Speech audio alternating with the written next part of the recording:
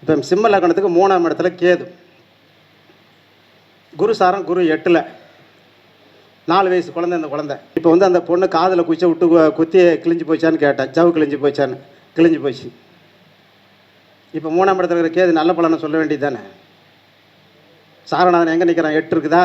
8 8 8 8 8ன்னு கொண்டாந்து 3ஆம் இடத்துல தொட்டுன்னு வந்து வச்சுட்டார். 3ஆம் இடம் காது மூக்கு தொண்டை. சரி போச்சா? 3ஆம் இடத்துல இருக்கிற சுக்கிரன் வந்து ராகுசாரம். அவர் எங்கே நிற்பார்?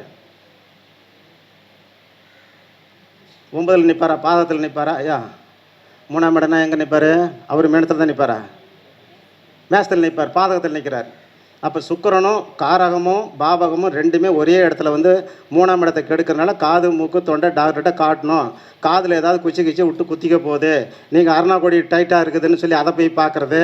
அப்புறம் வயிற்று வலிக்கு உட்ரோஸ் கொடுங்கன்னு சொல்லி உட்ரோஸ் கொடுக்குறது.